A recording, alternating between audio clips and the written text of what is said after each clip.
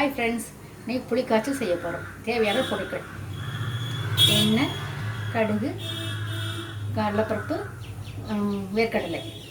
இது பவுட்ரு செய்யறதுக்கு 15-20 மிளகா வத்தல், ஒரு டேபிள் ஸ்பூன் எள்ளு, ஒரு டேபிள் ஸ்பூன் தனியாக, ஒரு அரை டீஸ்பூன் வெந்தயம்.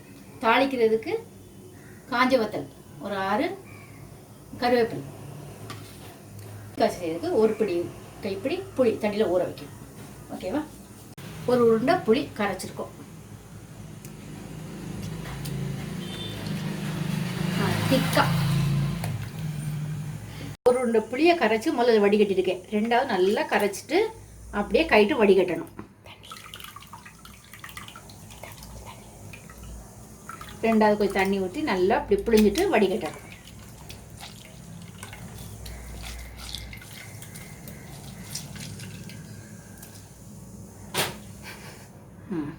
இப்படி வடிகட்டி இப்படி எடுத்து வச்சு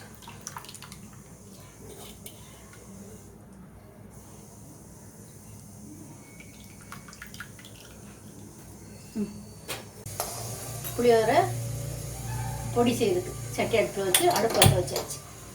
இப்போ எண்ணெயே விடாமல்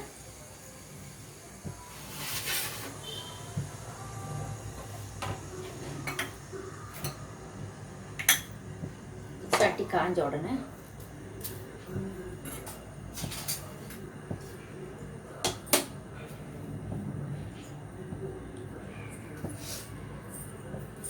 எள்ளு,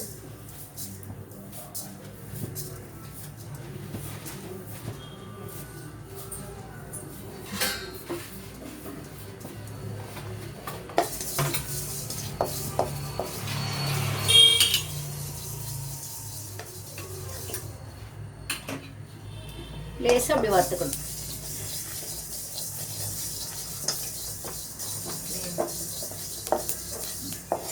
லேசாக சத்தம் கேட்கும், வெடிக்கிற சத்தம்.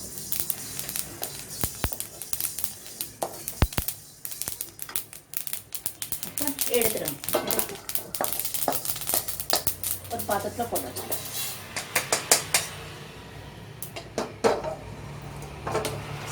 அதுக்கப்புறம் வெந்தயம் போட்டு விடும்.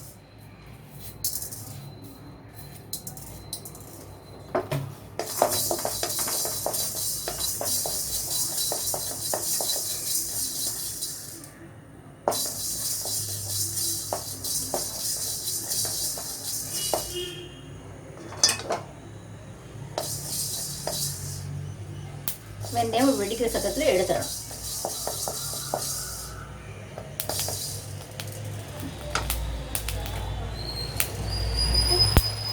இதோட சேர்த்துறோம்.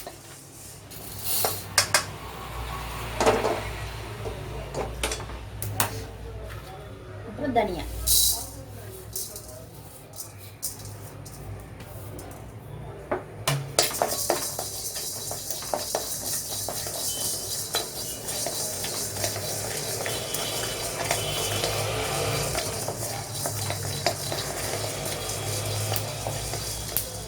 தனியாக லைட்டாக வெடிக்கிற மாதிரி ஆனால் எடுத்துடலாம்.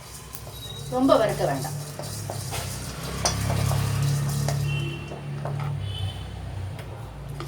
ரொம்ப வறுத்தா கருண வாடை வரும்.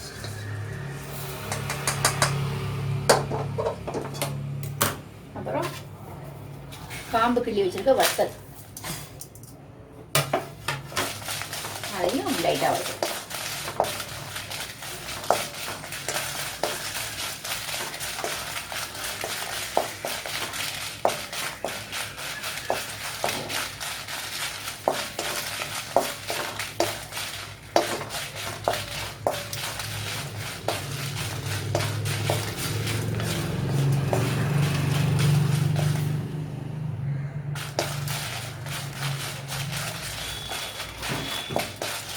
அவ்வளோதான். இதுக்கு மேலே வறுத்த மிளகாத்தை கறிக்கும், லைட்டாக கறிக்காமல் எடுத்துருக்கோம்.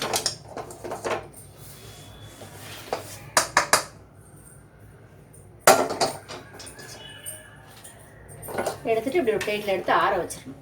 அப்போ தான் மிக்சியில் போட முடியும். அந்த புளி காய்ச்சல் பொடி வறுத்து வச்சுக்கல அது ஆறுறதுக்குள்ளே இந்த பக்கம் சட்டியை வச்சு எண்ணெயை ஊற்றணும்.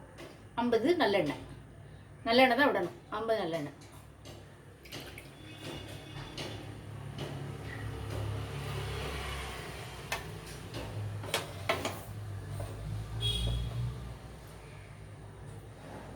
எண்ணெய் சூடானோன்னு கடுகு போடணும்.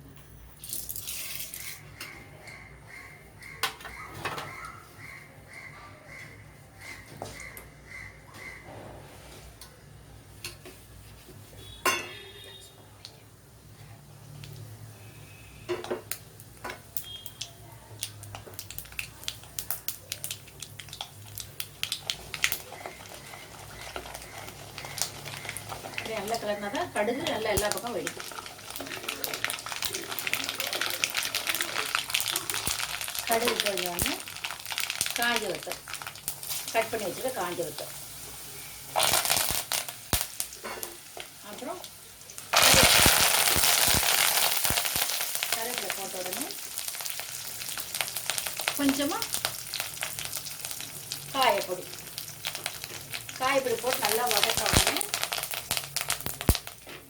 புளி காய்ச்சல் அப்படி கைட்டு இருக்கணும். நம்ம கரைச்சி வச்ச புளி காய்ச்சல் அதை அப்படி பண்ணணும்.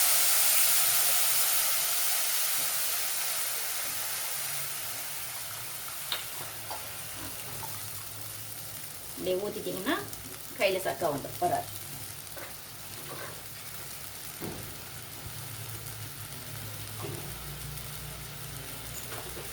அப்புறம் தேவையான அளவு உப்பு போடணும்.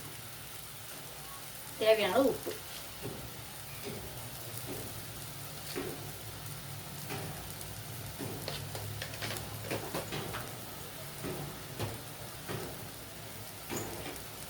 நல்லா கொதிச்சு கொஞ்சம் நல்லா கெட்டியாக வத்தணும்.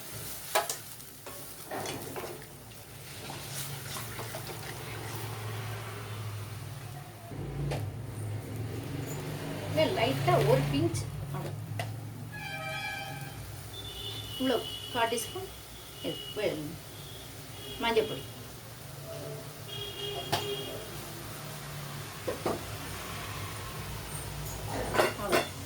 நல்லா கொதிச்சோன்னா புளி காய்ச்சல் ரெடி ஆகிடும். இதுக்கப்புறம் சத்தா வந்தால் இதுக்கப்புறம் நான் வந்து போட்டு மியூசிக் போட்டு ஸோ அது கொதிச்சுமா அவ்வளோதான்.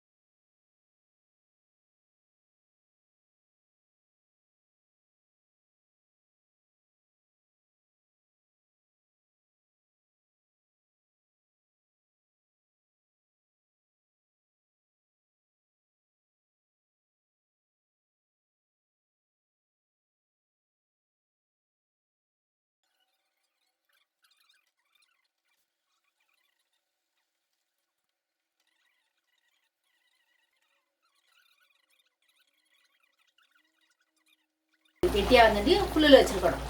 அதுக்கப்புறம் கொஞ்சம் சிம்மில் வச்சுட்டிங்கன்னா கொஞ்சம் தளதளன்னு எண்ணெய் பிரியும் போது ஆஃப் பண்ணிவிட்டு எடுத்துட வேண்டியதான். புளி காய்ச்சல் ரெடி. இது அப்படியே எண்ணெய் பிரிக்கிறதாண்டியே இப்படி லைட்டாக மூடி வச்சிடணும். அப்போ தான் வெளியே தெரிக்காது. ஓகே, இப்போ மூடி திறந்து பார்க்கணும். இந்த எண்ணெய் பிரிஞ்சிருச்சு. இப்போ ஆஃப் பண்ணிடலாம் ஸ்டவ். பார்த்தீங்களா, நல்லா எண்ணெய் பிரிஞ்சிருச்சு. இப்போ ஸ்டவ் ஆஃப் பண்ணிடலாம். இப்போ புளி காய்ச்சல் ரெடி ஆயிடுச்சு. இது எடுத்து வச்சுக்கலாம்.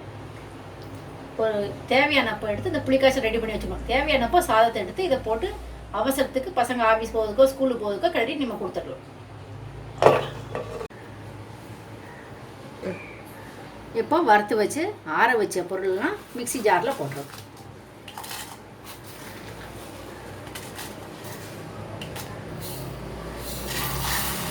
போட்டு நல்லா பவுட்ரு பண்ணி வச்சுக்கணும்.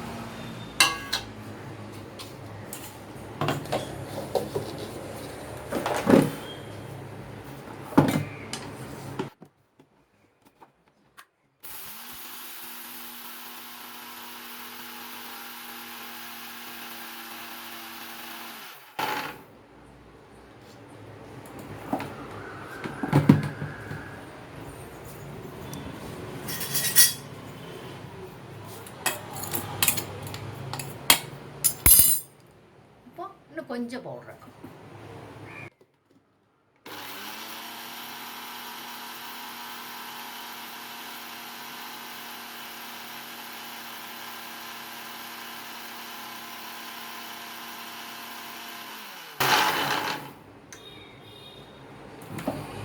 இப்போ ரெடி.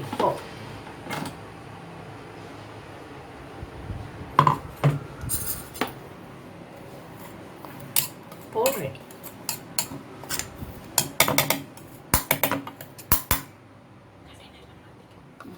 இதே இப்போ ஒரு டப்பாவில் எடுத்து மூடி வச்சுக்கலாம். தேவையானப்போ இது ஒரு 3 மாதம் 6 மாதம் வரைக்கும் தாங்கும். ஒரு டப்பாவில் எடுத்து நல்லா டைட்டாக போட்டு மூடி வச்சிட்டிங்கன்னா எப்போ நம்ம புளி காய்ச்சல் ரெடி பண்ணி சாப்பாடு செய்கிறோமோ புளி சாப்பாடு அப்போ இதில் கொஞ்சம் இவ்வளோ எடுத்து போட்டு வர வைக்கலாம். புளி காய்ச்சல் ரெடி. இந்த புளி காய்ச்சலை ஒரு கிண்ணத்தில் வலிச்சு வச்சுக்கணும். மூடி வச்சு ஃப்ரிட்ஜில் வச்சா ஒரு மாதத்துக்கு 1.5 மாதத்துக்கு கெட்டு போகாமல் இருக்கும். வெளியில் வச்சிங்கன்னா 15 நாள் நல்லாயிருக்கும். அதே மாதிரி இந்த பவுடரை என்ன செய்யணும், நீங்கள் ஃப்ரிட்ஜில் வைக்க விட்டால் எல்லாம் வறுத்ததுனால ஒன்றும் செய்யாது. ஒரு 6 மாதம் வரைக்கும் நல்லாவே இருக்கும்.